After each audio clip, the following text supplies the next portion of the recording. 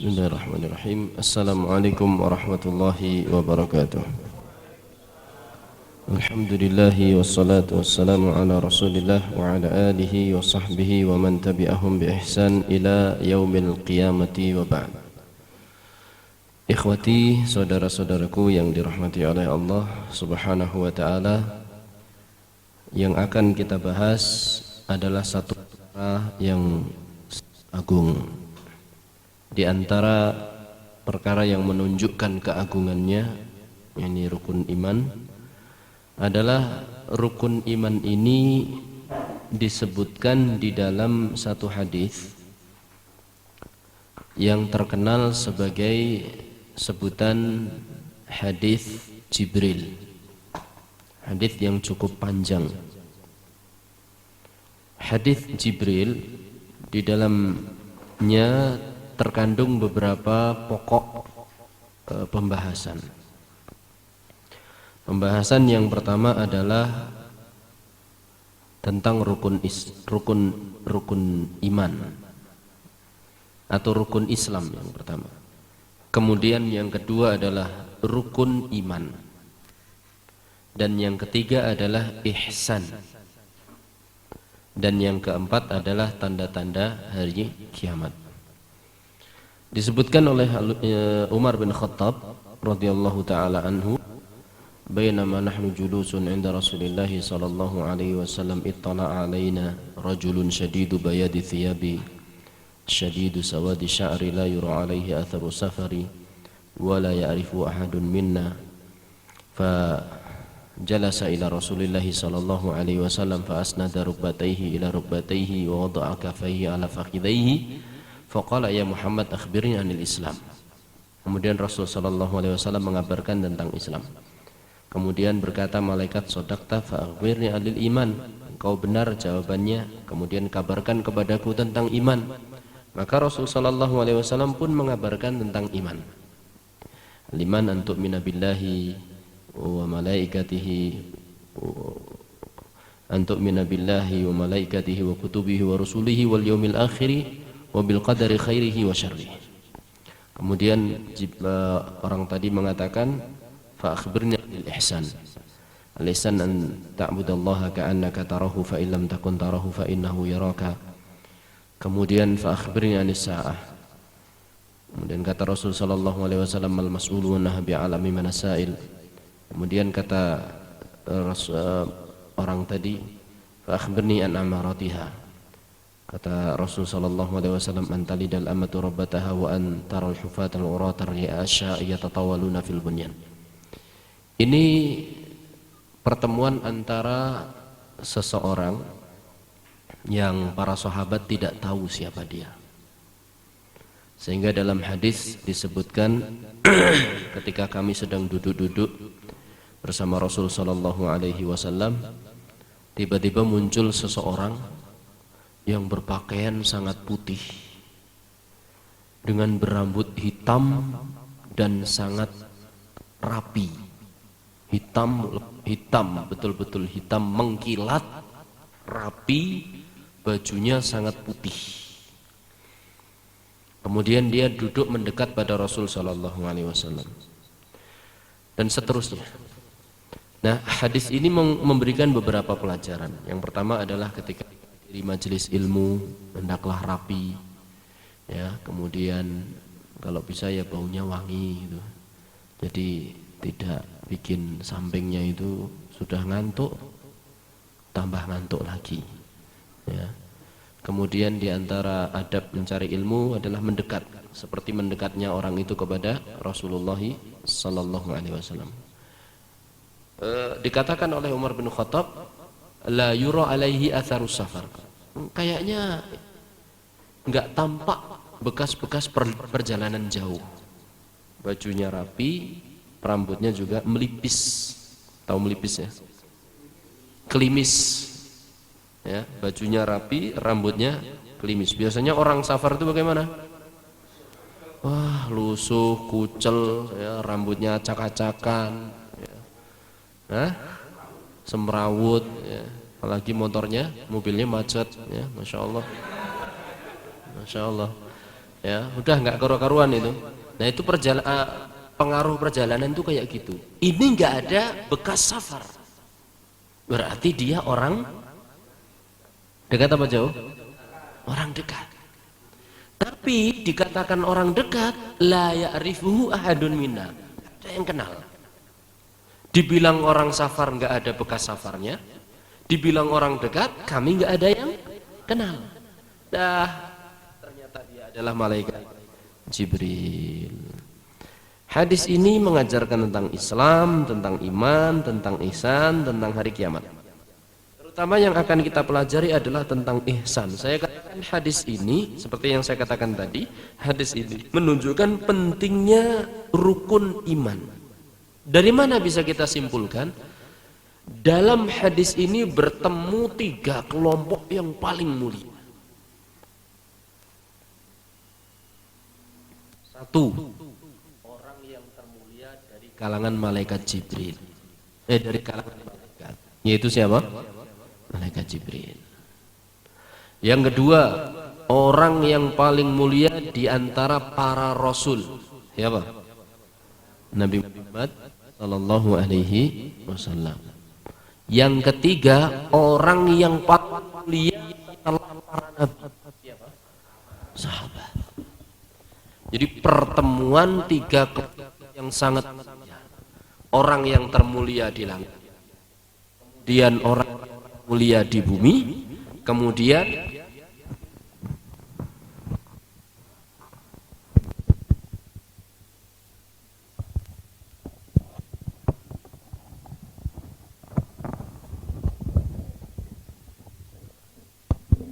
kemudian orang termulia setelah para anbiya, yaitu para sahabat. Lihat pertemuan 3 orang mulia. Berarti memang seperti kita katakan tadi, belajar rukun Islam, belajar rukun iman, belajar tentang hari kiamat, itu bukan perkara yang sepele. Sampai malaikat Jibril dari langit, malaikat yang termulia turun menemui Rasulullah sallallahu alaihi wasallam dan di depan para sahabat. Ini menunjukkan bahwa yang akan kita pelajari itu sangat penting. Maka sesungguhnya majelis kita yang 5 sesi ini nggak cukup. Tambah. Gimana kalau sampai jam 12? Setuju? Siap. Nah, sampai jam 12 antum nunggu di sini pokoknya. Ustadznya kemana? Ya, khair tidur ustadznya. Jadi kalau Mbah Yai dulu tuh biasa santrinya setoran hafalan, kiainya tidur dipijeti. Jadi santrinya nyetor hafalan sambil apa? Sambil mijeti Mbah Yai ini malah apa? Tidur. Jadi antum menunggu di sini nggak apa-apa. Nanti nunggu, kemudian nanti apa? Kiai ini turu. Wah, masya Allah. Kita istirahat insya Allah nanti jam 9. Mudah-mudahan sebelum jam 9 pun sudah selesai. Mudah-mudahan sampai jam 9 ya, masya Allah. Taib. Rukun yang pertama adalah rukun iman yang pertama adalah iman kepada siapa?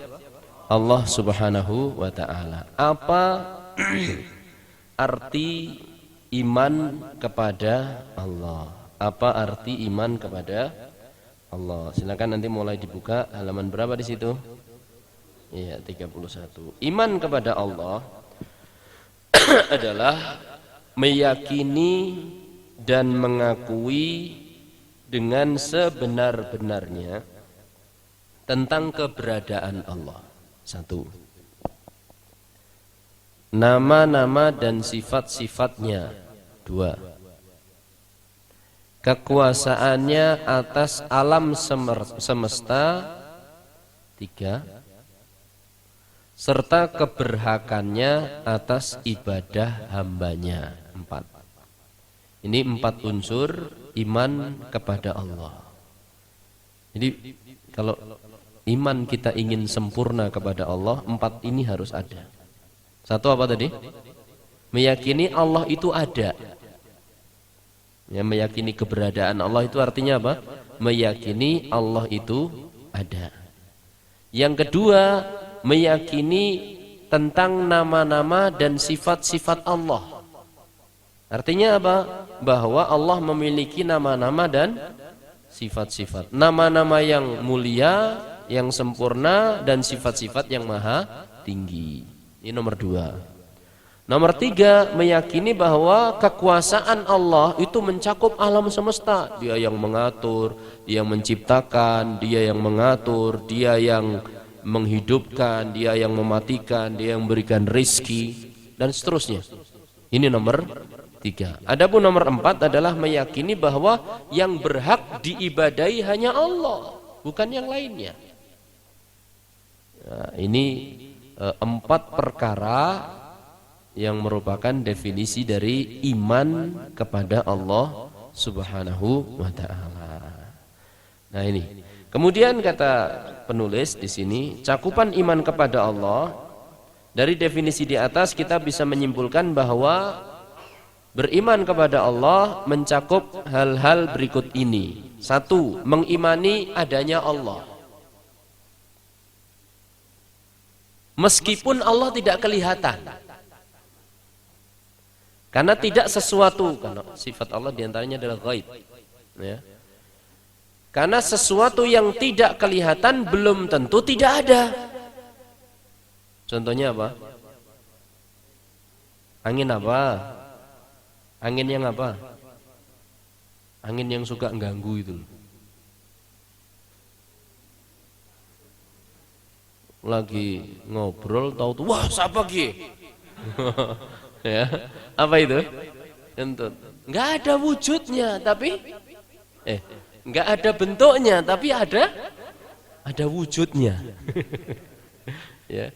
Jadi tidak mesti sesuatu yang tidak kita lihat, tidak mesti sesuatu yang tidak bisa kita raba. Itu tidak ada. Karena bukti yang seperti itu sudah banyak. Makanya dikatakan di sini, tidak setiap yang tidak bisa diraba itu berarti tidak ada. Contoh mudahnya adalah akal dan nyawa. Bisakah Anda melihat fisik akal dan nyawa atau merabanya? Jamnya tidak bisa. Kalau ada orang yang mengatakan bisa, itu kepala kalau dibedah kelihatan otaknya. Bisa kita raba. Maka dikatakan otak itu bukan akal. Ya, otak itu bukan akal. Buktinya apa? Tidak setiap yang mempunyai otak itu berakal. Betul? Contohnya apa? Orang gila.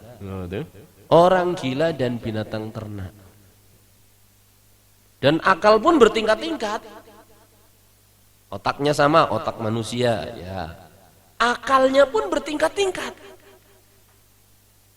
Ada yang akalnya durung dong, cah cilik, ya. Diberitahu berapa kali ya tetap ngeyel. Ini akalnya memang belum sempurna. Kemudian nanti ada yang akalnya semakin sempurna. Ada yang akalnya itu kurang. Siapa? Wanita. Wanita itu akalnya kurang. Karena dia lebih mengandalkan apa? Rasa. Kalah debat ya nangis. Kalau laki-laki debat mikir gimana harus menang. Tapi wanita begitu debat pendeli karo bojone sudah. Makanya jangan suka melototi wanita. Maksudnya Ustaz, apalagi wanita yang bukan mahram. Ya. Nah, mendeli, bersikap santunlah kepada wanita. Ya. Kemudian ini tentang adanya Allah. Dikisahkan di sini tentang kisah Abu Hanifah dengan orang-orang ateis. Semua makhluk manusia, yang namanya manusia, itu meyakini tentang adanya Allah. Sampai pun orang kufar meyakini tentang adanya Allah. Hanya segelintir manusia yang tidak yakin adanya Allah, yaitu mereka orang-orang ateis. A itu tidak, teis itu apa? Agama, enggak punya agama. Berarti memang tidak bisa jadi patokan. Pernah orang-orang ateis ini ngajak debat Abu Hanifah, sebagaimana disebutkan dalam buku tersebut. Abu Hanifah sebelum memulai debat dia bertanya, sebelum saya memulai perbincangan kita, saya akan bertanya kepada Anda, wahai orang ateis, kalau saya katakan kepada Anda bahwa di Sungai Dijlah, ya, di Irak, sungai besar di Irak, ada sebuah perahu yang berjalan dengan sendirinya, kemudian dia mengangkut muatannya sendiri dan membongkarnya sendiri.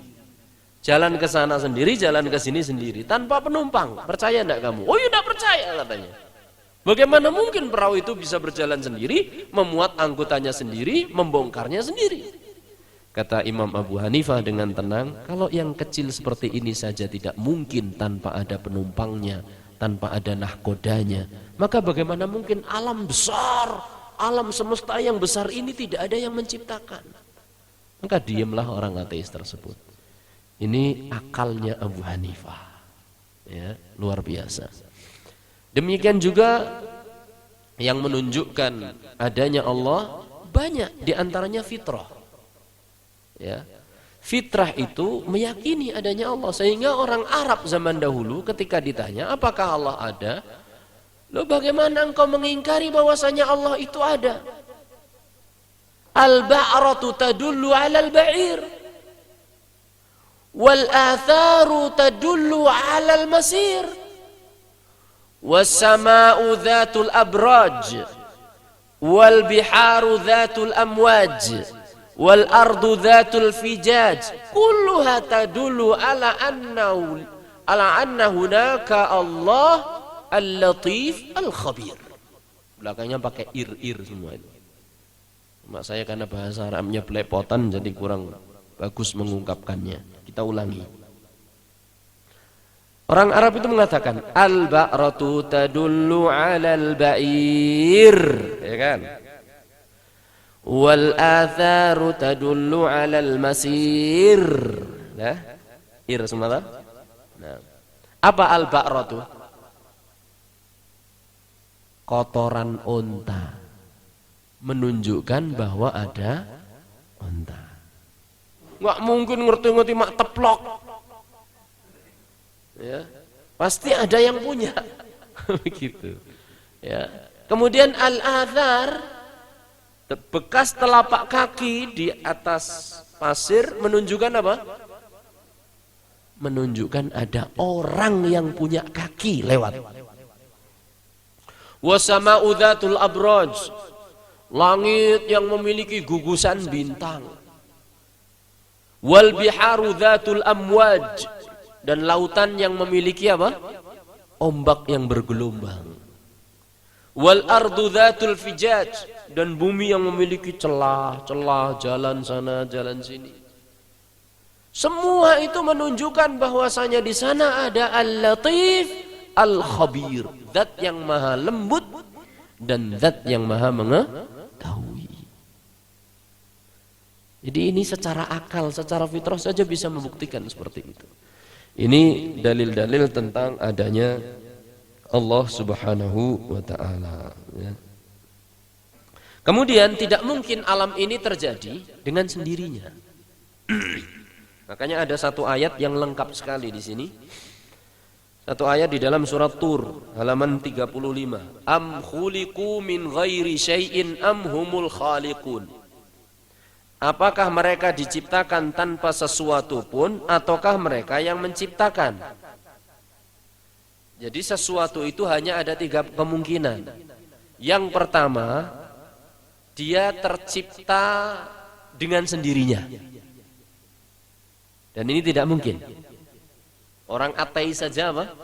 Mengingkari peristiwa tadi itu. Apalagi alam yang besar seperti ini teratur. Yang namanya manusia ya bentuknya kayak gini semua toh? Iya enggak? Yang namanya kuda ya bentuknya kayak gitu semua. Nggih nama badan.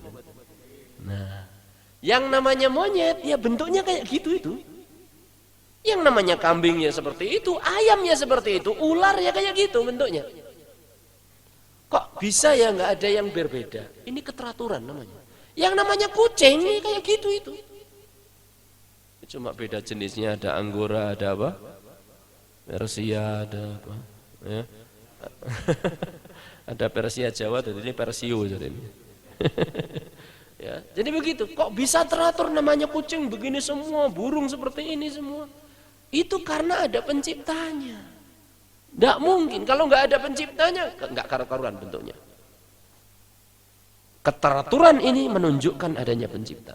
Maka kemungkinan yang pertama bahwasanya sesuatu itu tercipta dengan sendirinya, coret, tidak mungkin. Kemungkinan yang kedua, dia menciptakan sendiri. Kita menciptakan kita. Kambing menciptakan kambing.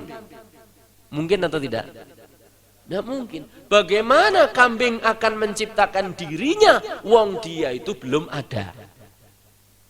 Sesuatu yang belum ada tidak akan mungkin menciptakan. Itu logika. Maka kemungkinan yang kedua, bahwasanya dia menciptakan dirinya sendiri, coret. Hanya kemungkinan ketiga, ada pencipta. Tapi namanya orang ateis, pinter wae, lengayan. Ya, segala sesuatu itu terjadi dengan sendirinya. Buktinya apa? Mereka pakai teori. Kalau ada 6 ekor monyet, teori ini monyet. Kalau ada 6 ekor monyet disuruh duduk di depan mesin ketik. Kemudian mereka diperintahkan ngetik. Gimana nyuruh monyet ngetik?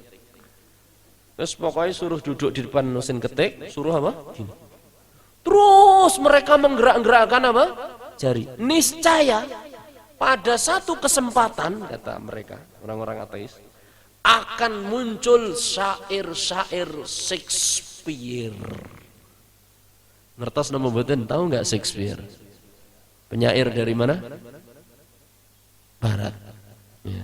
Ya, kalau kita ya Khairul Anwar. Ya. Kalau mungkin ada monyet suruh ngetik, cepat. Begitu nanti akan muncul suatu saat secara nggak sengaja akan muncul syair-syairnya Khairul Anwar. Aku ini binatang jalan. Dari kumpulannya yang lo kok bisa apa? Masya Allah. Ternyata zaman kita sama. Itu kata mereka. Padahal ini tidak mungkin. Ya. Jadi yang jelas alam ini tidak mungkin terjadi dengan sendirinya. Kita harus meyakini Allah itu ada dan Dia yang menciptakan. Yang kedua, meyakini bahwasanya Allah memiliki nama-nama yang husna dan sifat-sifat yang mulia, sifat yang tinggi. Maksudnya apa? Kita harus beriman. Halaman 38. Kita harus beriman bahwa Allah itu memiliki nama-nama indah dan sifat-sifat mulia. Siapa yang berhak menentukan nama dan sifat tersebut? Yang telah ditentukan oleh dirinya sendiri. Jadi yang menentukan nama bagi Allah hanyalah, yang menentukan sifat bagi Allah hanyalah Allah. Enggak boleh orang lain, enggak bisa. Apalagi hambanya, enggak bisa. Oleh Allah dan oleh Rasulnya sallallahu alaihi wasallam. Loh kok Rasul bisa? Karena dia utusan Allah. Dia yang mengabarkan dari Allah. Jadi kita harus meyakini Allah memiliki nama, memiliki sifat sesuai dengan yang dikabarkan oleh Allah untuk dirinya atau dikabarkan oleh Rasulullah sallallahu alaihi wasallam untuk Allah. Itu namanya meyakini nama-nama dan sifat-sifat Allah. Nama-nama sifat itu semuanya indah, maha tinggi, serta tidak serupa dengan apa yang dimiliki oleh para makhluk. Ya. Kalau seandainya, di halaman 39, seandainya ada selain Allah yang memiliki sifat atau nama yang serupa dengan sifat atau namanya, maka sifat dan nama tersebut pastilah tidak sempurna. Misal Allah Al-Khaliq. Apa namanya artinya Al-Khaliq? Sang pencipta. kita juga sering mendengar manusia telah menciptakan. Boleh atau tidak kita katakan begitu? Boleh. Ya. Dia menciptakan, kita juga menciptakan. Tapi ciptaan Allah itu maha sempurna. Beda dengan ciptaan manusia. Ya. Jadi kalaupun ada yang sama, itu cuma sama sebutannya, tapi hakikatnya berbeda. Contoh di sini, halaman 39. Contoh ya, sifat hidup. Allah memiliki sifat hidup. Allahu la ilaha illa huwal hayyu al-qayyum. Al-hayyu itu artinya zat yang maha hidup. Berarti memiliki sifat al-hayatu, hidup. Juga Allah memiliki nama maha melihat dan memiliki sifat melihat, juga mendengar. Sifat-sifat ini dimiliki oleh selain Allah, yaitu manusia dan yang lainnya. Akan tetapi yang dimiliki Allah jelas sempurna, sementara manusia tidak sempurna. Misal sifat hidup. Halaman 40 dan 41. Sifat hidupnya Allah itu adalah sifat hidup yang tidak diawali dari tidak ada. Beda dengan manusia. Dulu kita ini adalah sesuatu yang tidak ada. Dalam surat Al-Insan, apa kata Allah Subhanahu wa taala? Hal ata 'alal insani hinun minad dahri lam yakun syai'an madhkura. Tidakkah datang kepada manusia di mana mereka belum ada sebutannya? Kita dulu belum ada. Kemudian diciptakan oleh Allah menjadi ada. Sementara Allah tidak diawali dari ketidakadaan. Itu kehidupannya Allah.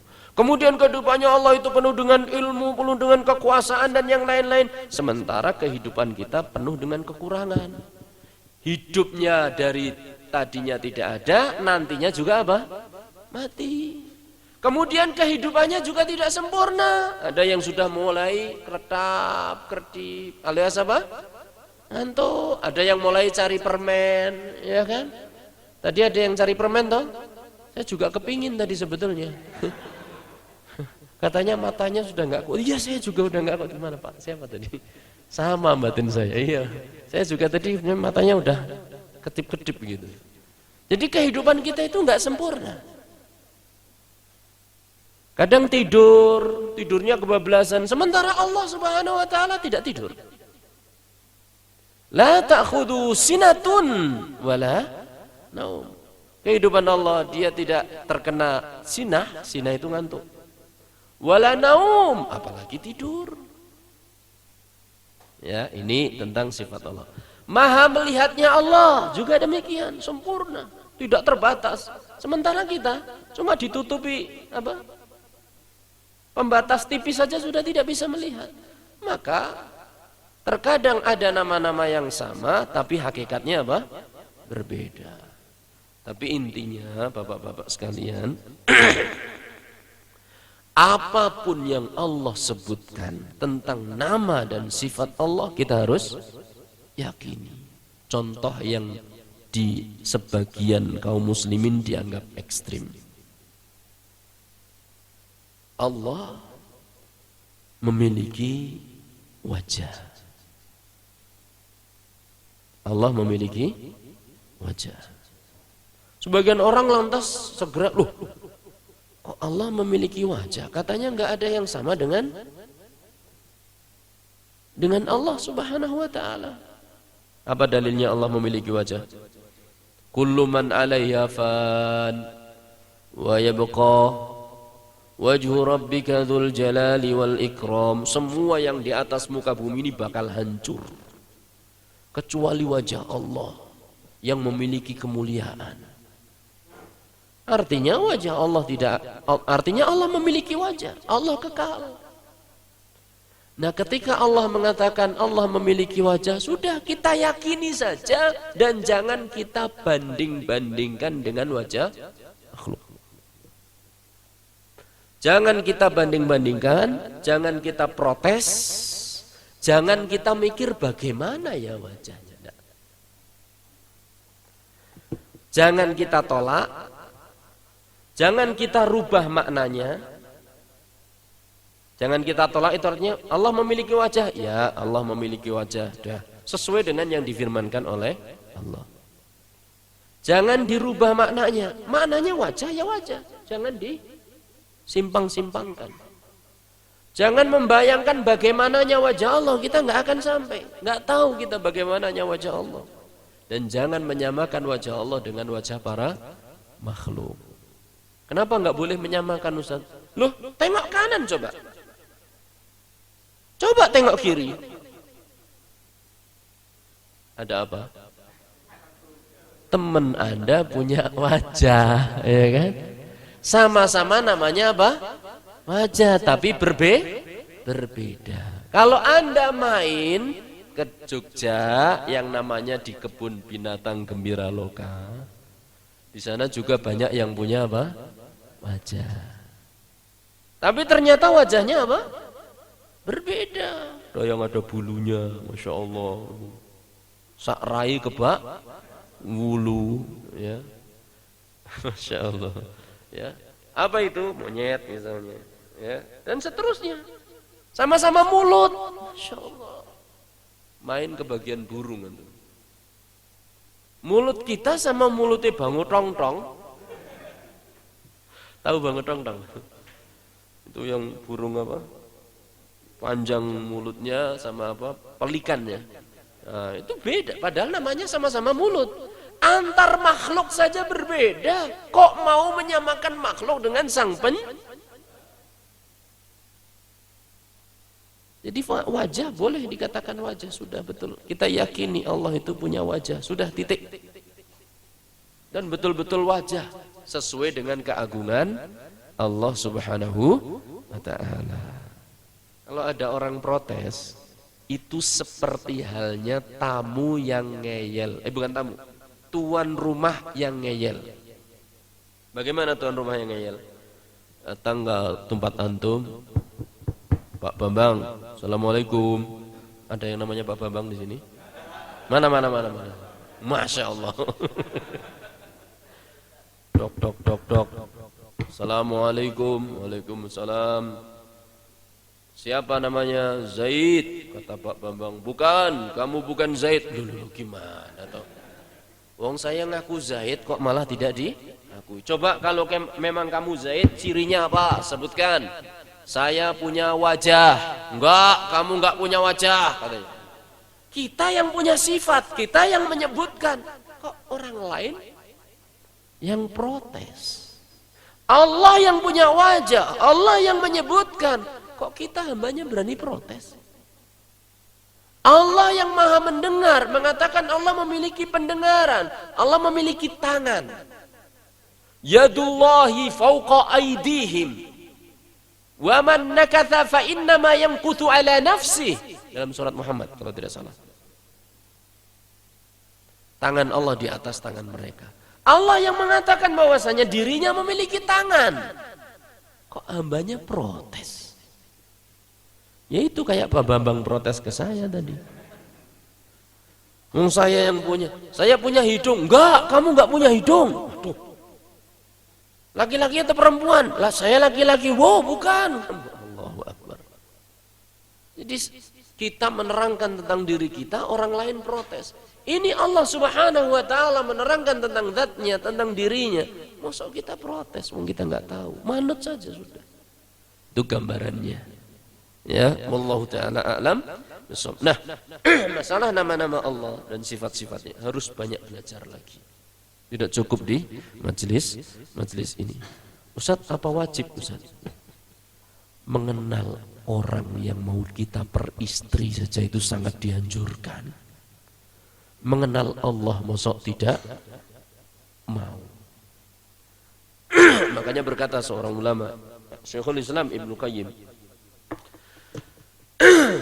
kharaja ahlud dunya walam yadhuqu atyaba ma fiha. Orang-orang penduduk dunia, ahlud dunya keluar dari bumi dan belum mencicipi apa yang paling nikmat yang terdapat di muka bumi.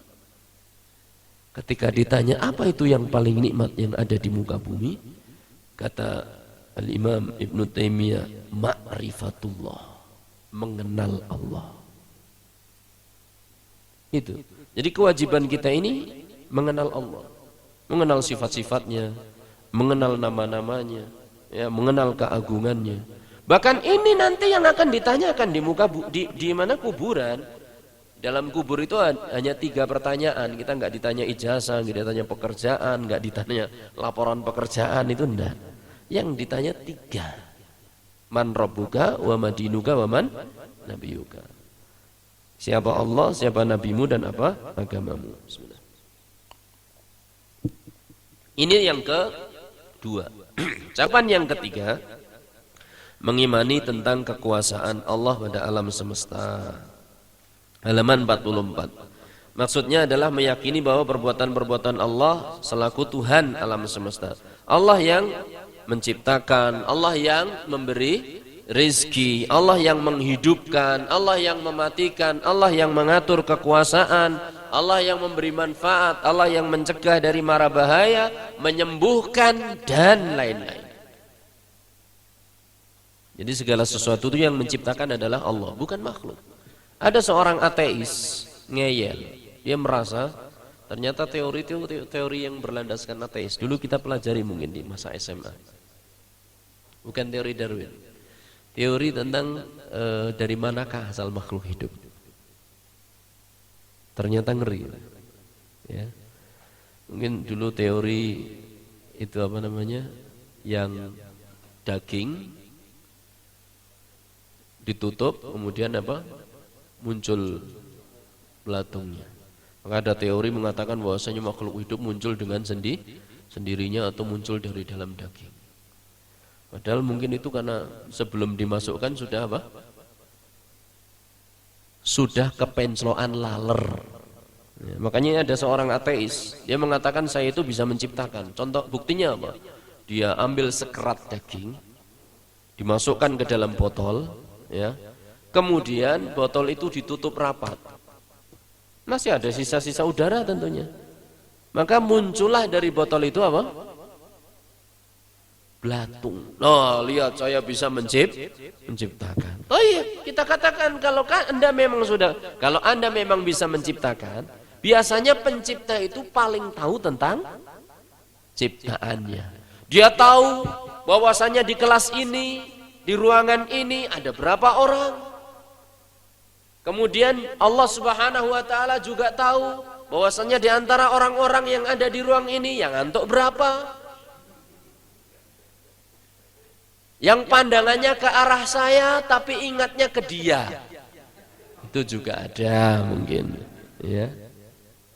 Kalau memang dia pencipta, coba ditanya, berapa jumlah belatungnya?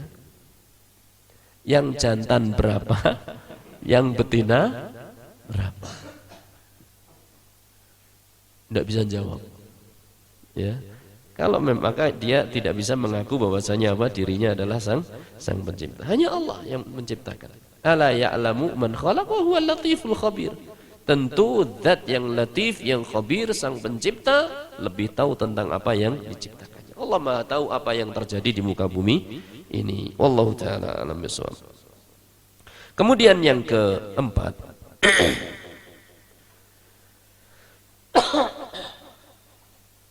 sebelum sampai yang keempat, ya, di sini ada di halaman 47 sebutkan Allah sebagai pemilik dan penguasa alam semesta. Ini masih nomor 3 kaitannya. Kalau ada dikatakan bahwasanya sebagian makhluk juga memiliki dan juga menguasai sebagai penguasa, maka kita katakan seperti tadi. Meskipun menguasai, maka kekuasaannya sangat apa? Terbatas. Raja. Ada raja yang nggak punya kerajaan. Apa contohnya? Pembeli itu loh. Pembeli adalah raja. Wah, masuklah ke toko, ya kan? Semua diambili, keluar nggak bayar. Bagaimana nasibnya? Banyak. Padahal ditulis di pintu masuk, pembeli adalah apa? Raja. Ini raja yang bonyok namanya. Ya, jadi dia raja. Ini dimuliakan oleh yang menjual. Akan tetapi beli tetap harus bayar. Demikian pula raja. Kita punya kerajaan di Jogja, kerajaan Solo. Kekuasaannya sangat terbatas. Ya hanya di Jogja, tidak di Solo.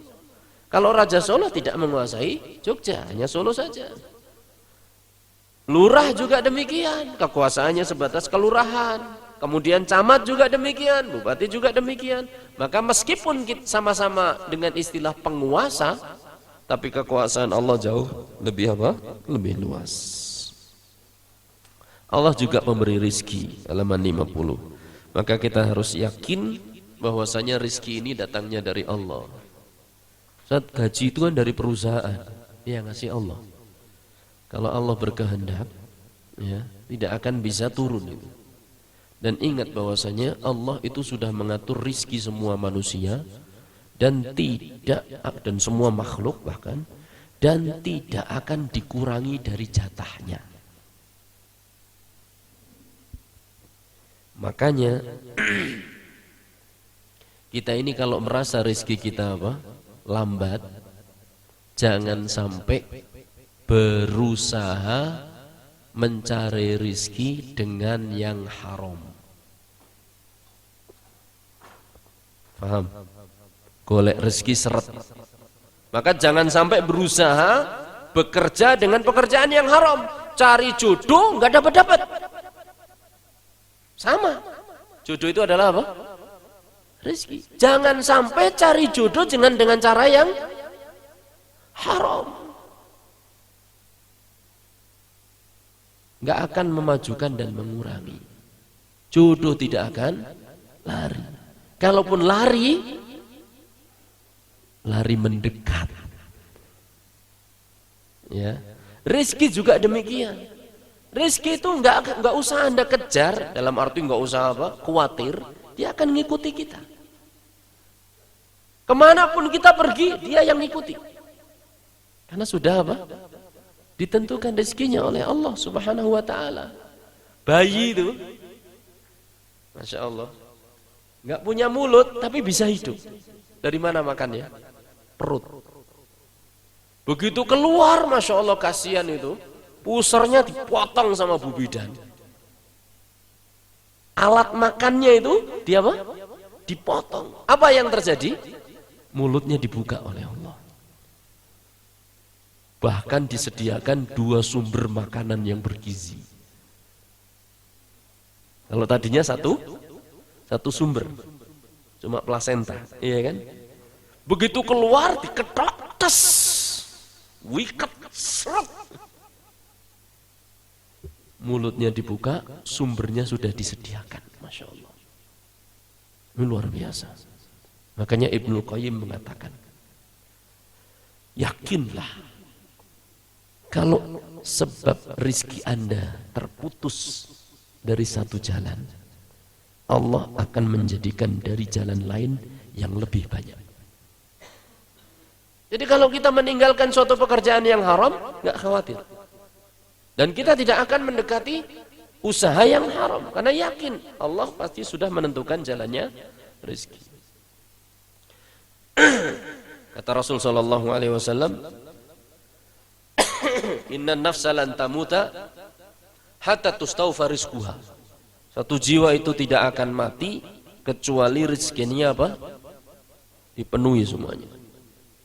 Sehingga Syekh Sulaiman Ar-Ruhaili ketika menyampaikan ini, dia menceritakan sebuah kisah tentang seorang. Orang ini lagi makan roti di pinggir sumur. Mungkin sambil ngantuk terus kecemplung sumur. Orang-orang heboh. Tolong cepet gitu. Akhirnya diangkat masih hidup. Alhamdulillah. Biasa orang selamat dari kejadian yang dahsyat seperti itu disuruh apa biasanya? Ditanya-tanya, kok bisa? Gitu kan? Ceritanya gimana?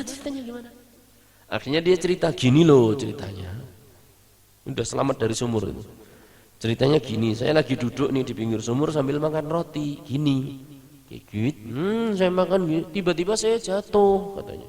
Pas tiba-tiba saya jatuh, dia jatuh untuk yang kedua kalinya. Di kali yang kedua orang heboh lagi, berusaha nolong, tolong lagi.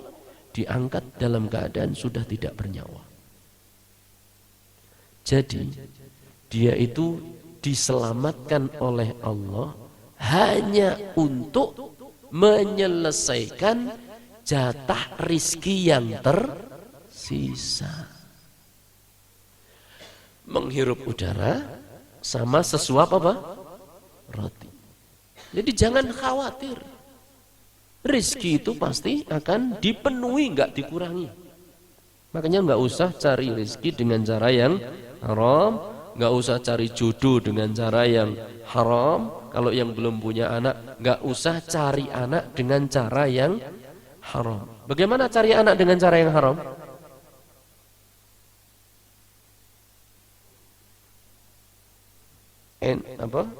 Kawin suntik tapi spermanya dari laki-laki lain. Bayi tabung. Bayi ini dilebokke tabung.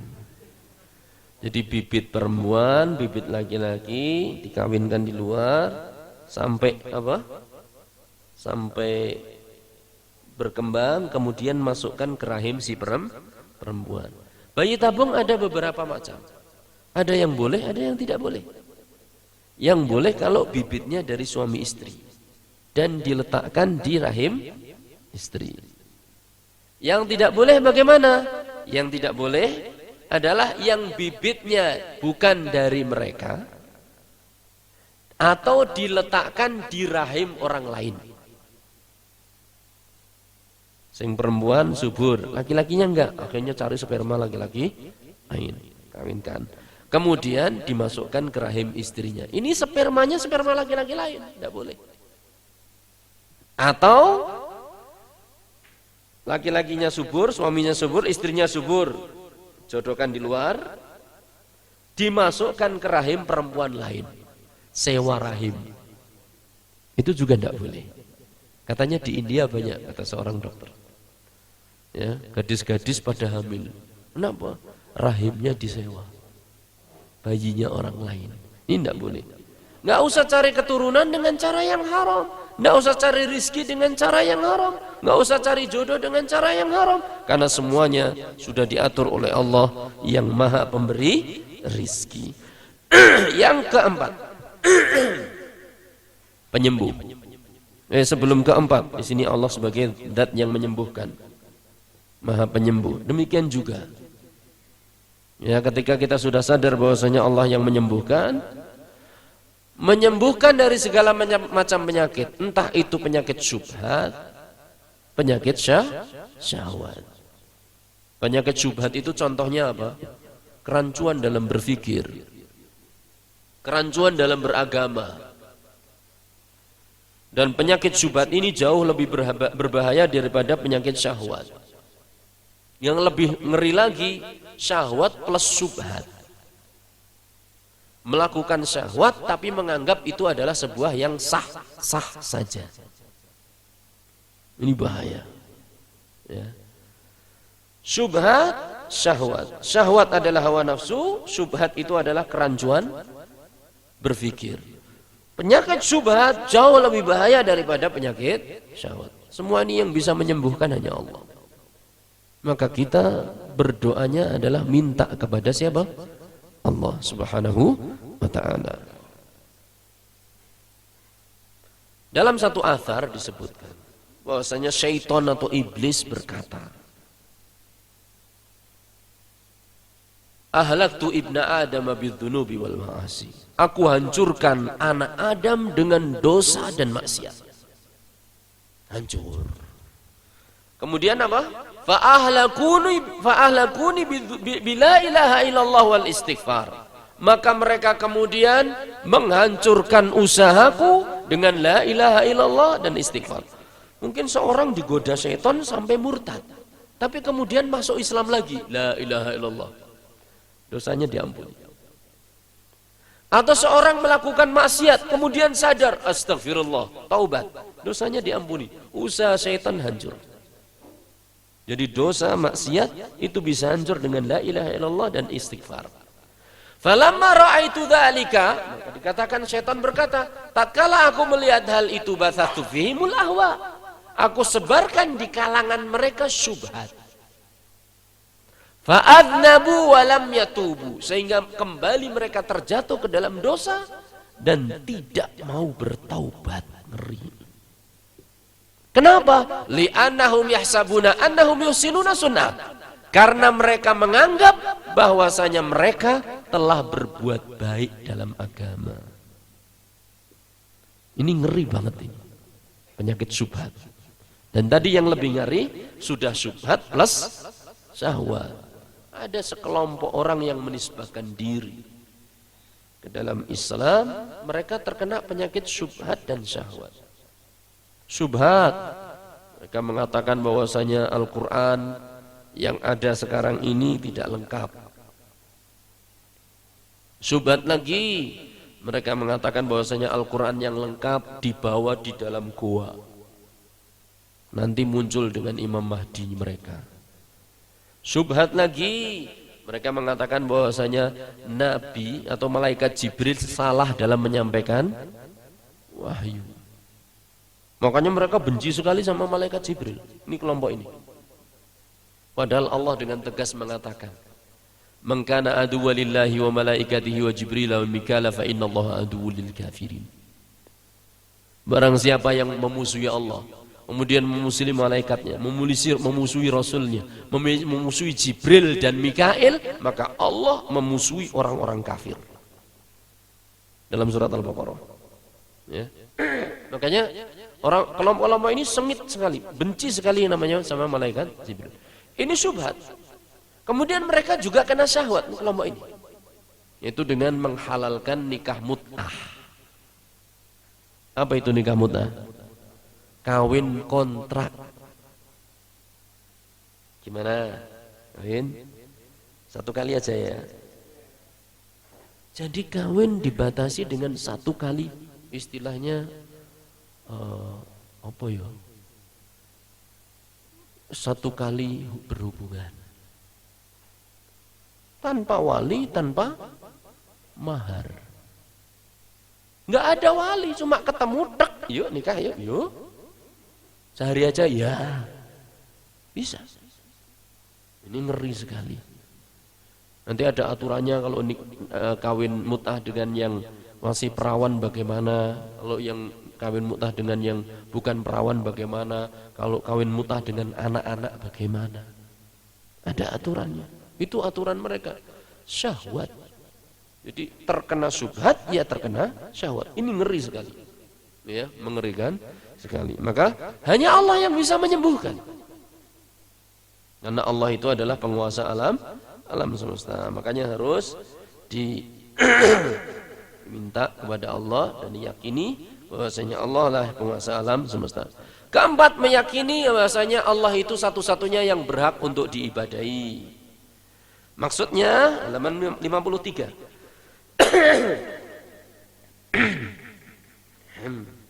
Bismillah.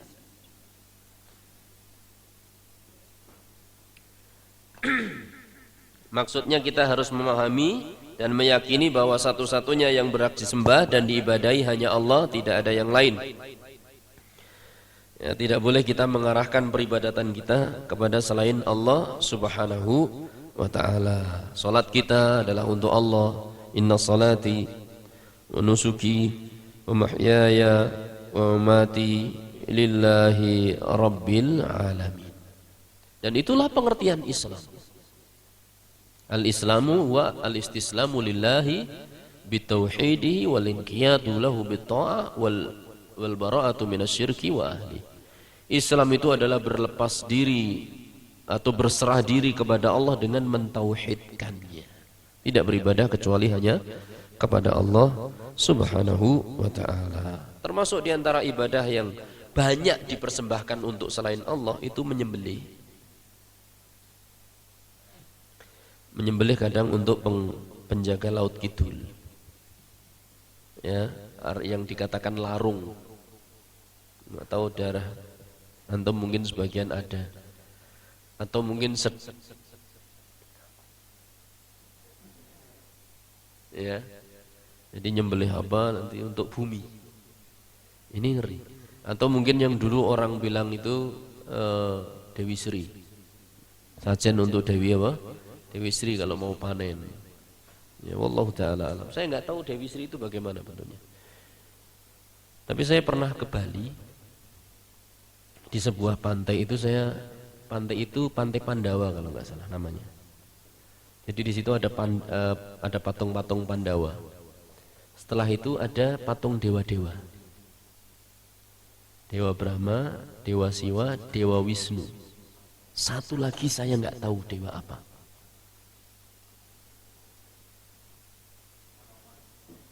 Bentuknya tikus. Patung itu bentuknya tikus. Wajahnya wajah tikus. Apa iki po ya sing jenenge Dewi Sri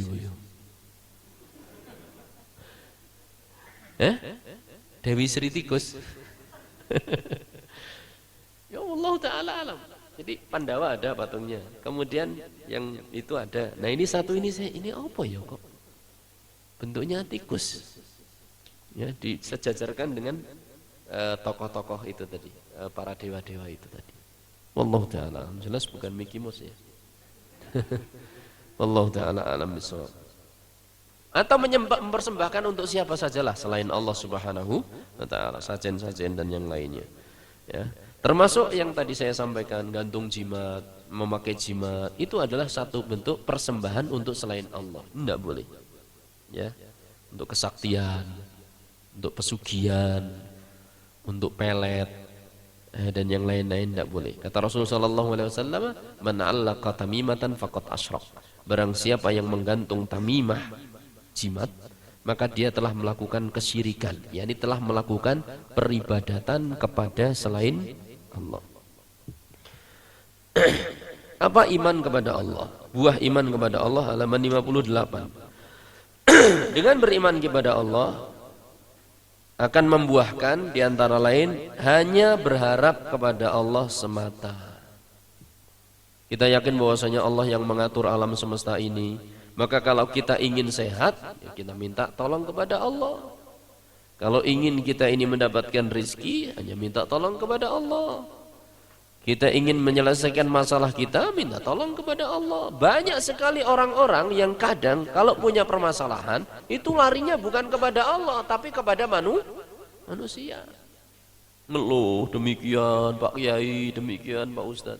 Salah, lari kepada Allah. Fafirru ilallah. Lari kepada Allah. Suatu saat Syekh kita, Syekh Mukhtar Asy-Syankiti datang kepadanya seseorang. Dia berkata, orang tersebut kenal baik sama Syekh. Dia mengatakan, "Syekh, saya punya masalah." "Ada apa?" katanya. "Ini anak saya perempuan punya suami." Saya sengaja cerita ini biar ngantuknya agak hilang. Atau mungkin malah tambah ngantuk. Yang mana ini? Saya punya anak putri, dinikahi seorang laki-laki, tapi kerjaannya anak putri saya itu dipukuli sama suaminya. Subhanallah, antum bisa bayangkan, naudzubillah min dzalik, kalau punya anak perempuan, antum nikahkan dengan laki-laki, ternyata laki-laki itu adalah apa? Al-guju. Tukang pukul. Sing dipukul orang yang lemah. Naudzubillah min dzalik. Setiap hari dipukuli. Akhirnya ngadu ke bapaknya. Bapaknya ngadu ke Syekh. "Tolonglah antum Syekh, antum kan kenal keluarga saya dan keluarga menantu saya, tolong nasihati." Kata Syekh, "Jadi maksud antum saya suruh masuk keluarga antum dan nasihati. Kadang diterima, kadang tidak kan?" "Iya." "Daripada seperti itu, mendingan antum langsung minta kepada Allah." Katanya. "Kalau kepada saya sama saja. Belum tentu dia itu akan mendengar nasihat saya. Saya nggak bisa merubah hatinya si anak menantu antum ini. Caranya lari langsung kepada Allah." "Gimana caranya sih?" "Antum pergi umroh. Setelah umroh antum berdoa di sana." Betul. Orang laki-laki ini pergi umroh. Sebelum pergi umroh dia ninggalin nomor telepon kepada kakaknya si perempuan yang suka dipukuli. Tinggalin nomor telepon, kalau ada apa-apa tolong abahmu ditelepon. Akhirnya dia ke Mekah, sampai di sana dini hari, Sebelum sholat subuh, dia umroh, kemudian berdoa, minta kepada Allah. Pulang ke hotel, kagetnya luar biasa. Kenapa? Di hotel itu resepsionisnya bilang, Pak, tadi ada telepon dari anak putri Bapak. Anak putri yang mana? Yang namanya Fulana. Fulana itu yang suka dipukuli. Bukan kakaknya yang dikasih nomor telepon. Jadi kemungkinan si yang suka dipukuli minta nomor dari yang kakaknya yang dikasih nomor telepon itu minta, ada masalah ini kelihatannya. Kemudian telepon ke bapaknya. Segera bapaknya telepon. Kamu tadi telepon saya? Iya, Pak. Sambil nangis. Ada apa? Ada apa? Oh, dia bayangkan bahwa dia dipukuli lagi nih anaknya. Tapi apa kata si anak perempuan? Pak, Masya Allah katanya. Alhamdulillah. Tadi malam suami saya datang. Nangis minta maaf. Dari mana itu? Allah. Jadi kalau ada masalah kita mintanya kepada siapa? Allah. Ini buah iman. Yakin bahwasanya Allah itu ada, kita minta pada Allah. Yakin bahwasanya Allah itu berkuasa, kita minta pada Allah. Seorang syekh cerita dia tentang dirinya. Dia seorang pembicara di sebuah acara televisi di Mesir. Suatu saat dia harus melakukan perjalanan dengan pesawat terbang, sementara bandaranya jauh dari rumah dia. Padahal perjalanan pesawatnya itu ba'da subuh. Jadi dia harus berangkat malam hari, karena ditempuh mungkin sekitar 4 jam. Berangkat jam 10 malam menuju dekat bandara. Sampai sana jam 2 malam di dekat masjid. Dekat bandara itu ada masjid. Dia masuk, masjidnya masih terang benderang, sepi, cuma ada satu orang sedang nangis. Nangis sesungguhan. Ya Allah, kemana lagi aku harus mencari? Ya Allah, ya Allah, ya Allah. Terus saking kasihannya syekh ini, dia, Assalamualaikum, wahai bapak, ada apa katanya? Saya punya masalah yang cukup berat. Ternyata masalah keuangan. Istri saya besok akan operasi. Jumlah biayanya itu 14.000 juneh. Saya nggak tahu jumlah juneh itu berapa. 14.000 juneh. Besar lah kelihatannya. Kalau di sini operasi aja sekitar berapa? Ya umbuh ya. Ada mungkin 6 juta, kadang 10 juta, seperti itu. Ini 14.000 juneh, saya nggak punya uang. Kata Syekh, saya juga nggak punya uang katanya. Sudahlah, lanjutkan tangismu katanya. Lanjutkan tangismu di hadapan Allah. Ini kan tadi sudah ngadu ke manusia toh? Gak ada manfaatnya. Lanjutkan tangismu di hadapan Allah. Akhirnya betul. Sujud lagi, minta pada Allah. Nah, syekhnya ini ambil wudu, sholat malam, tidur. Capek. Menjelang subuh dibangunkan sama muadzin. Ketahuan ini syekh yang suka kasih ceramah di televisi. Syekh, antum imam nanti katanya. Oh, enggak, saya capek. Udahlah, walaupun suratan pendek saja enggak apa-apa. Tapi saya capek sekali, enggak apa-apa sih pokoknya. Karena sudah terkenal, suka beri acara di televisi. Akhirnya terpaksa dia pun ngimami dengan suratan yang cukup pendek. Apa hasilnya? Ternyata ketika dia baca suratan, itu ada orang dari lantai atas dengar suara dia. Loh, ini kan suaranya syekh yang suka muncul di televisi. Saya sering ngikuti satu jamaah subuh ini. Sudah sampai subuh. Akhirnya dia turun nemui syekhnya. Assalamualaikum ya syekh. Waalaikumsalam. Saya tahu, ana arifuka. Saya tahu bahwasanya kamu adalah seorang yang pembicara di televisi, karena saya dengar suara antum, saya ingat antum, saya ingin ketemu dengan antum. Ada apa? Saya punya masalah. Apa masalahmu? Lihat, apa masalahnya? Ana rajul tajir kabir. Li masna kabir. Saya seorang kaya. Dan saya memiliki perusahaan yang sangat besar. Keuntungannya banyak. Masalahnya apa? Kata Syekh. Karena keuntungan banyak, saya wajib zakat. Saya bingung, ini uang zakat mau tak taruh mana? Ya Allah. Di sana ada orang kerepotan apa? Cari uang, di sini repot buang. Masya Allah. Pilih yang mana antum? Yang gampang, yang mau buang uang bingung, apa yang bingung cari uang? Ora loro-loro nih, ya kan? Berapa uang zakatmu? Kata tajir tadi, 14.000 juneh. Cocok? Cocok. Ada yang punya permen, ada yang ngantuk. Cocok. Ya kan?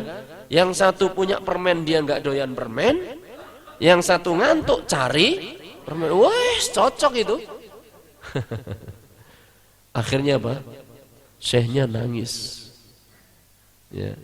Dipanggillah orang tadi, sini antum, sini antum. Tajirnya juga bingung, nangis ini kenapa? Diceritakan, antum, doa antum dikabulkan oleh Allah, wahai orang yang nangis jam 2 malam. Itu 14 lawan 14. Masya Allah. Siapa coba yang berkuasa seperti itu? Allah Subhanahu wa ta'ala.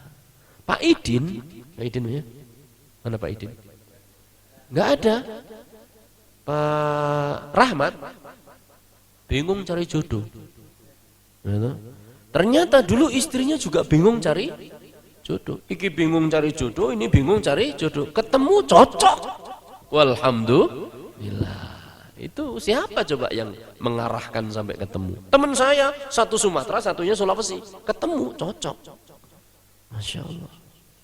Ala kulli hal, kalau ada masalah, minta kepada Allah Subhanahu wa ta'ala. Ini buah iman kepada Allah Subhanahu wa ta'ala. Dan lihat-lihat buah iman yang lainnya, diantaranya adalah tunduk patuh kepada aturan dan takdir Allah. Kalau sudah yakin bahwasanya Allah yang ngatur, maka kita harus tunduk, karena aturan Allah pasti apa? Baik. Dalam satu hadis di situ disebutkan, la yaqdillahu qada'an li mu'min illa ma huwa khairun lahu. Ya, halaman berapa itu?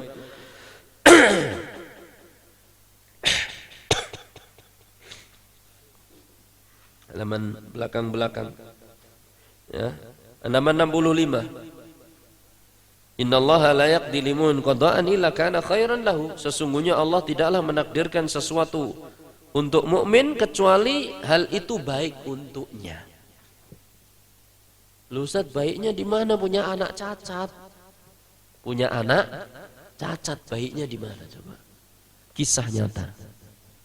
Langsung saya dengarkan dari sahibul kisahnya. Jadi dia dari keluarga, ada sebuah keluarganya dia itu punya anak autis, idiot.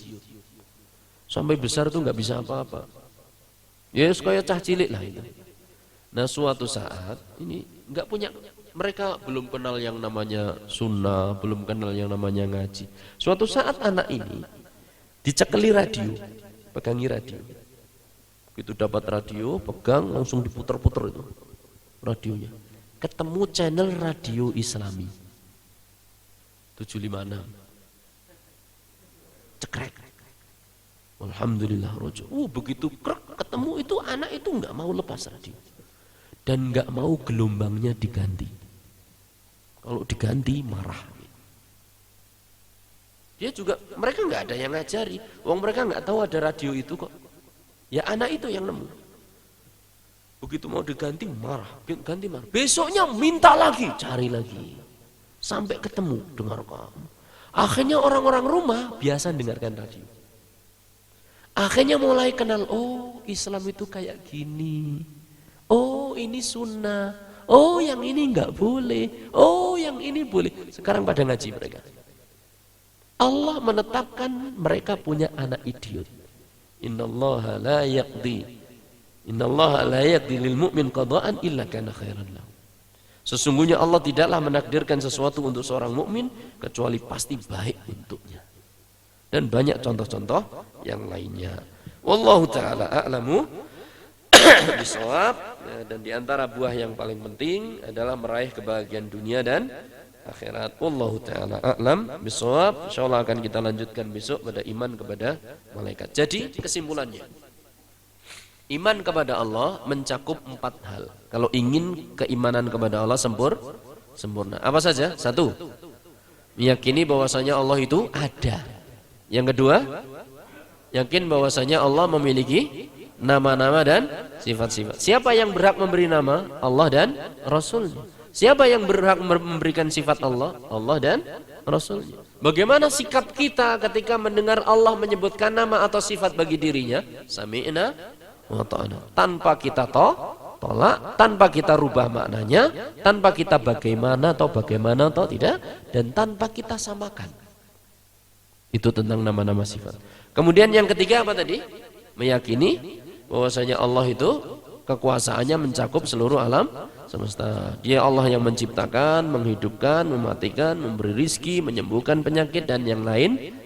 Yang keempat, bahwa yang berhak diibadahi hanya Allah Subhanahu wa ta'ala. Apa buah keimanan kepada Allah Subhanahu wa ta'ala? Ada 3. Yang pertama, tawakal kepada Allah. Yakin menggantungkan diri hanya kepada Allah. Yang kedua, tunduk dan patuh pada aturan Allah. Nah, semua aturan Allah pasti baik bagi makhluknya, ya. Kemudian yang ketiga adalah mendapatkan kebahagiaan dunia dan akhirat. Tuh kan, belum sampai jam 9. Alhamdulillah. Masya Allah. Kita lanjutkan. Kita lanjutkan di tempatnya masing-masing insya Allah. Silakan yang ada pertanyaan, mumpung masih ada sisa waktu. Monggo. Silakan bagi yang ingin bertanya. Kalau tidak saya tanya, tidak apa-apa. Enggak ada pertanyaan, tidak apa-apa, Pak. Tidak harus bertanya, jangan dipaksa bertanya. Nanti kalau dipaksa bertanya, saya pun bisa-bisa tidak menjawab juga. Bismillah.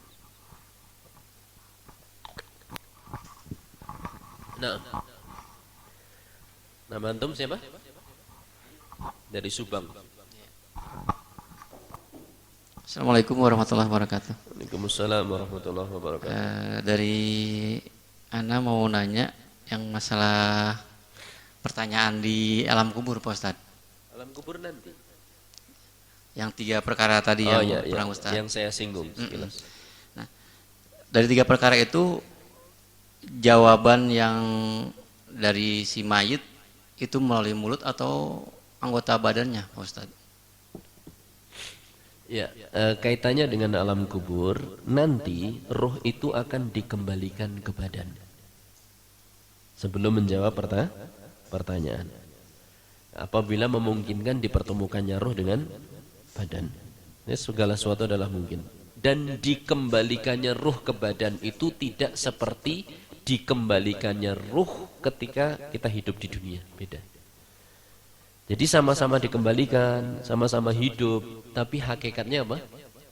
Berbeda. Hakikatnya berbeda. Contoh begini, orang mayit itu, si mayit itu kalau sudah mati dia apa kan? Dimandikan, kemudian apa? Dikafani, terus apa? Disolatkan. Terus setelah itu apa? Boleh nggak berangkat sendiri ke kuburan? Nggak boleh toh? Diangkat masuk kuburan, kemudian dikubur. Setelah dikubur, diikat. Atau sebelum dikubur kan diikat. Kadang ikatannya dilepas, kadang tidak dilepas. Dilepas itu wajib atau enggak? Tidak wajib. Nah, nanti kalau jadi culi bagaimana? Itu zaman biyen. Ya, keyakinan kalau mayat enggak dilepas talinya akan jadi culi. Culi itu apa? Pocongan. Culi, ya. Uculi. Kalau di Arab enggak ada. Culi. Antum jangan ngarang loh. Istilah baru nanti. Nah, setelah dilepas talinya, atasnya dikasih apa?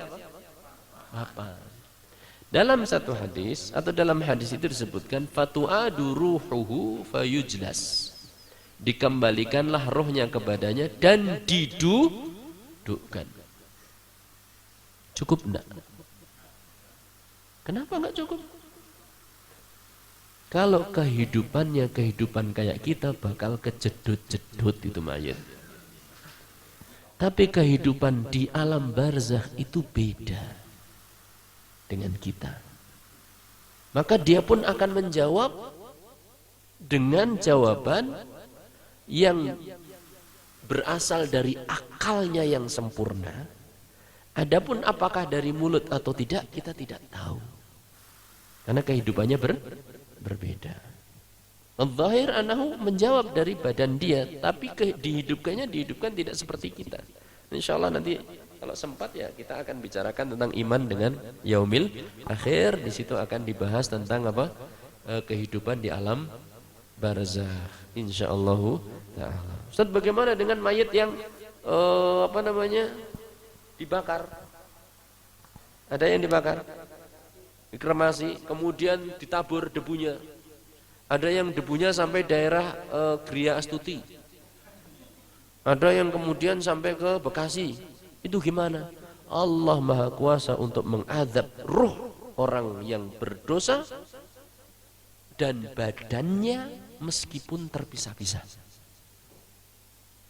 Cemplung laut, perampok, kufar, kecemplung laut dimakan ikan hiu. Kepalanya si hiu A, lehernya hiu B, dadanya hiu C, jari-jarinya anak-anak hiu.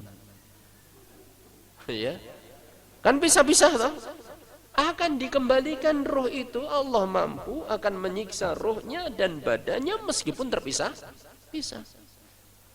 Apa yang sulit bagi Allah? Tidak ada yang sulit. Ya.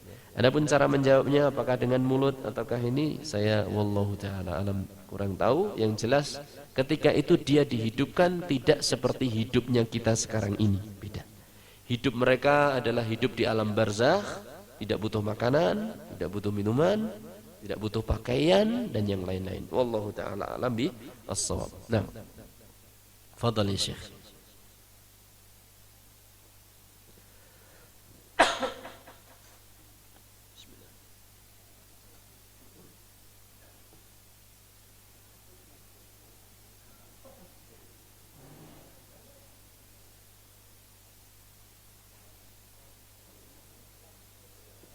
Fadhal?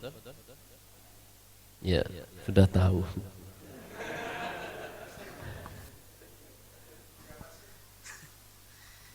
Bagaimana hukumnya seorang muslim yang tidak sholat sama sekali?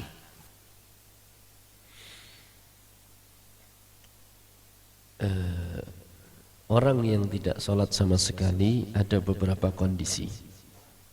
Kondisi yang pertama adalah orang tidak sholat karena mengingkari kewajiban sholat.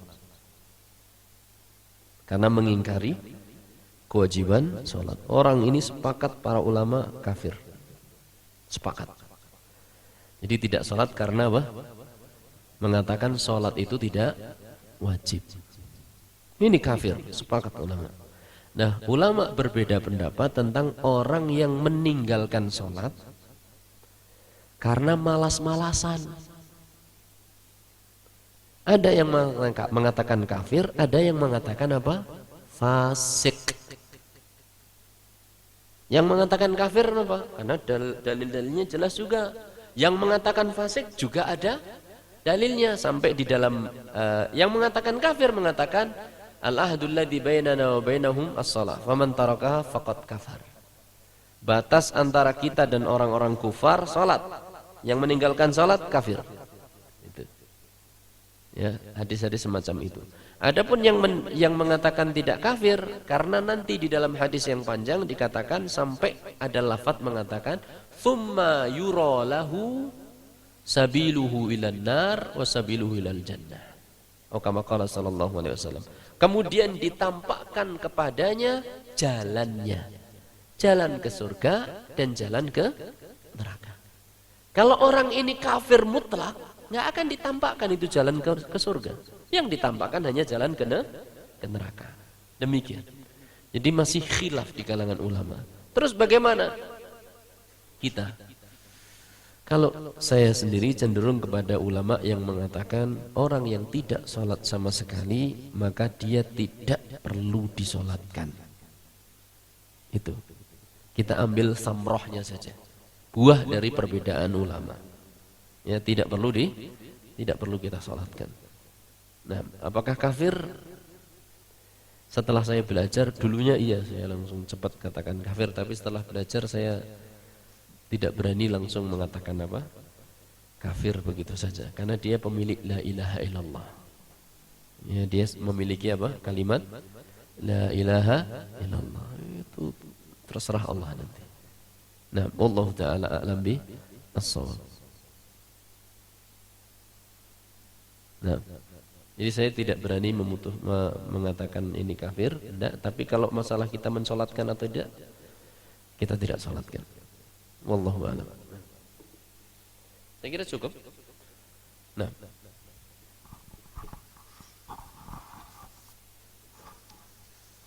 ini Pak Ustadz tentang materi yang kedua ya tadi yang bentuk sahun dalam sholat ya. Saya ingin menanyakan kan orang dalam sholat. Ya, yang tadi yang orang yang salat tapi tidak sempurna rukun, syarat dan kewajibannya. Kan kalau salat subuh itu kan di rakaat terakhir ada doa kunut ya. Imamnya kan doa kunut. Nah, saya kadang-kadang juga ada yang tidak dengan doa kunut gitu. Nah, saya sebagai makmum itu ya harus mengikuti imam atau gimana? Terima kasih Pak Ustaz. Ya. Ini antara pertanyaan dan pembukaannya tidak nyambung. Maaf Ustaz. Tidak apa-apa. Ya, saya cuma menerangkan saja. Kunut itu tidak termasuk syarat, tidak termasuk rukun, dan tidak termasuk kewajiban. Sampai pun di mazhab Syafi'i itu hanya sunnah. Mazhab Syafi'i mengatakan sunnah kunut. Jadi seandainya mereka memaksakan kehendak bagi orang untuk berkunut, itu adalah sebuah kesalahan. Tapi kita, bagaimana sikap kita? Ini satu. Kemudian yang kedua adalah bagaimana sikap kita apabila kita sholat di belakang orang yang berkunut. Karena kita sudah paham bahwasanya kunut itu adalah masalah khilaf, perbedaan pendapat yang cukup kuat. Imam Syafi'i berkunut, sementara yang Imam Ahmad tidak berkunut. Bagaimana sikap kita? Sikap kita adalah sebagaimana diterangkan oleh masyayikh. Sebagian masyayikh kita katakan, karena masyayikh pun berbeda pendapat. Ada yang mengatakan tidak boleh karena itu bid'ah, mengatakan begitu. Ya, tidak boleh ngikuti imam. Tapi yang jelas pendapat yang saya kuatkan adalah yang mengatakan bahwa ikuti imam ketika kunut. Ya, sebagaimana diterangkan oleh Syekh Muhammad bin Saleh Al-Utsaimin. Ketika imam kunut mengangkat tangan, kita angkat tangan. Mengaminkan. Seperti biasa. Tidak ada masalah insyaallah ta'ala. Cuma masalahnya doa kunut yang dibaca sebagian imam-imam kita itu kurang tepat sebetulnya. Harusnya itu bukan itu kunutnya, itu kunut witir. Allahumma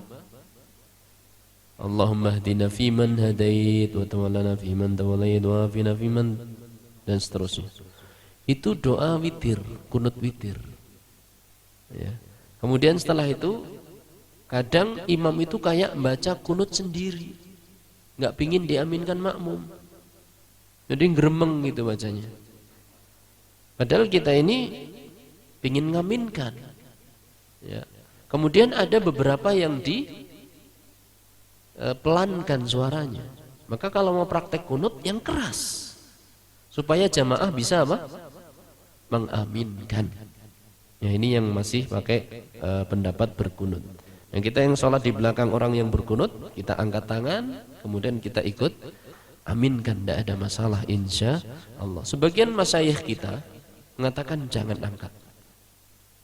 Tapi kalau kondisi itu diterapkan di Indonesia, biasanya menimbulkan friksi, ya, maka perpecahan, menimbulkan fitnah. Maka tidak masalah berkunut. Toh masyayikh kita pun mengatakan tidak apa-apa kok. Wallahu ta'ala a'lam bissawab. Nah, jadi kesimpulannya tetap mengangkat tangan. Kalau tidak mengangkat tangan bagaimana? Monggo. Bagaimana sholat kita? Sah insyaallah. Sholatnya tetap sah insyaallah. Nah, sudah? Satu lagi terakhir sudah. Ini sudah 9-10 menit.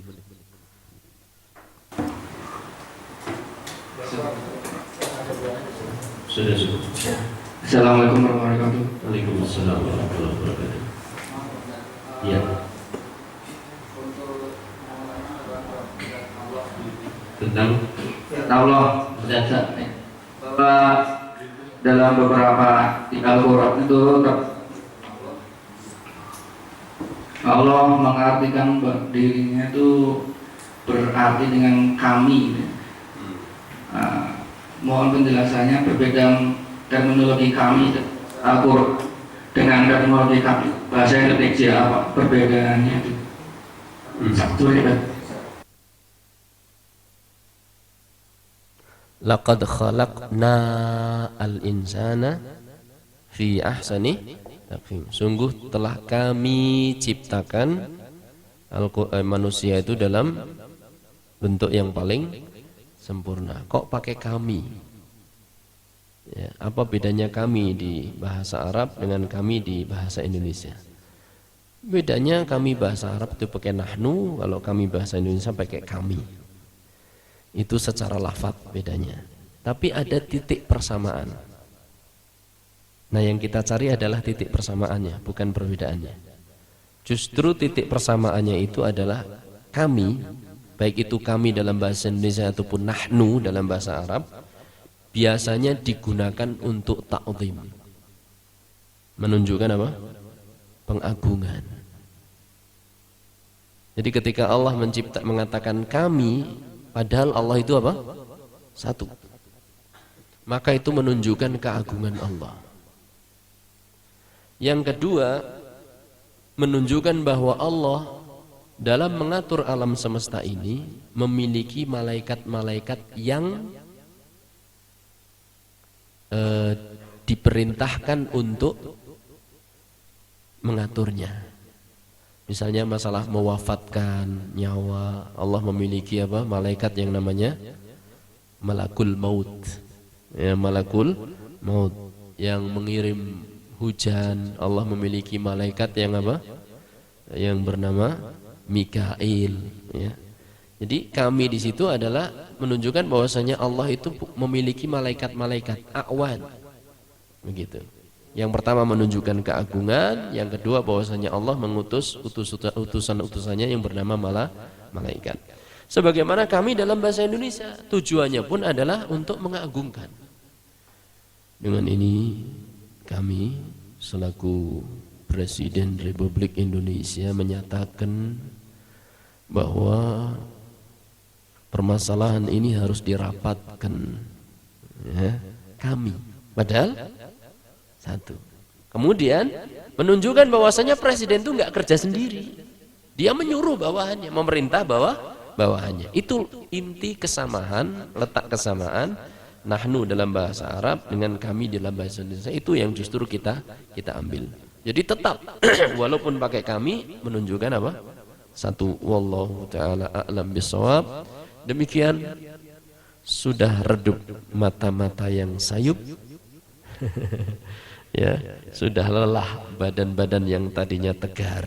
Wallahu taala a'lam bissawab. Sallallahu ala nabiyyina Muhammad walhamdulillah rabbil alamin. Yang bertanya tadi 3 ya. Bolehlah diberi hadiah buku.